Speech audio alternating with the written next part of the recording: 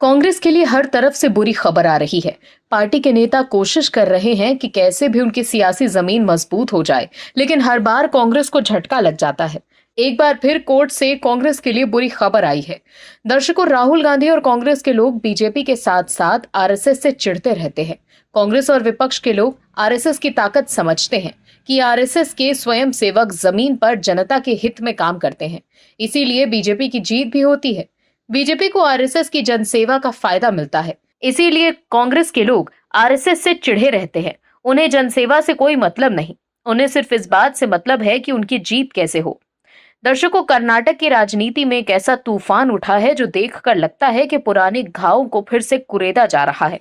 कल्पना कीजिए, एक मुख्यमंत्री मंच पर खड़े होकर कहता है कि सनातनियों की संगत से बचो, आरएसएस से दूर रहो। ये बात सुनकर दिल दहल जाता है ना। कर्नाटक के सीएम सिद्धारमैया ने बीते दिनों ही मैसूर यूनिवर्सिटी के एक कार्यक्रम में शिरकत की। उन्होंने साफ शब्दों में कहा कि समाज के भले के लिए काम करने वालों के साथ रहो, ना कि उन सनातनियों के साथ जो बदलाव का विरोध करते हैं। लेकिन अब कांग्रेस को बड़ा झटका लगा। क्या है खबर, बताते हैं आपको इस रिपोर्ट में।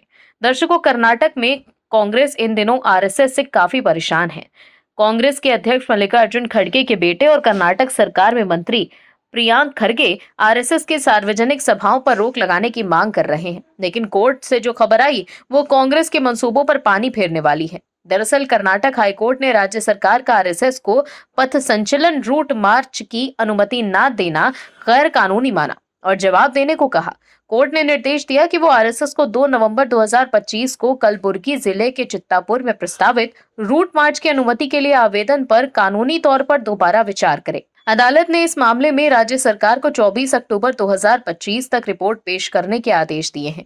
कोर्ट ने यह भी आदेश बीते दिनों आरएसएस के कलबुर्गी के जिला संयोजक अशोक पटेल की याचिका पर दिया है। अदालत ने राज्य और जिला प्रशासन से कहा कि वो तय मार्ग, स्थान और समय से संबंधित विस्तृत जानकारी के साथ ये बताएं कि याचिकाकर्ता के आवेदन पर क्या कार्रवाई की गई है। कोर्ट ने यह भी कहा कि संविधान के अनुच्छेद 19B और 19D के तहत नागरिकों को एकत्रित होने और स्वतंत्र रूप से चलने चलाने का अधिकार है, लेकिन इस पर वाजिब प्रतिबंध लगाए जा सकते हैं जो कानून के दायरे में आते हों।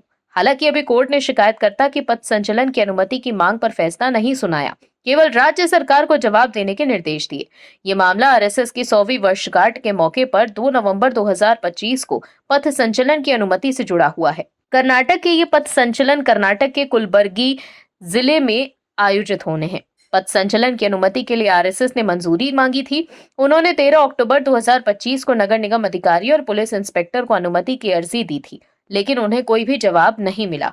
हाईकोर्ट में आरएसएस की याचिका के अनुसार बाद में तहसीलदार और कार्यकारी मजिस्ट्रेट को भी लिखित सूचना दी गई, लेकिन वहां से भी स्वीकृति नहीं मिली। आखिर में तहसील मजिस्ट्रेट ने 18 अक्टूबर 2025 को आयोजन की अनुमति पत्र के जवाब में 12 सवाल पूछे और अनुमति देने से इनकार कर दिया।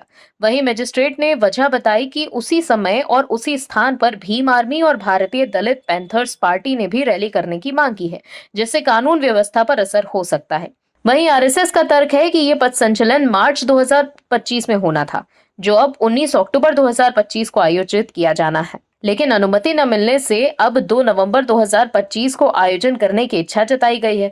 कुल मिलाकर देखा जाए तो कांग्रेस का ये दांव भी उल्टा पड़ता नजर आ रहा है। Bureau report OMH news. आप दर्शकों से विनम्र निवेदन है कि चैनल को सब्सक्राइब जरूर करें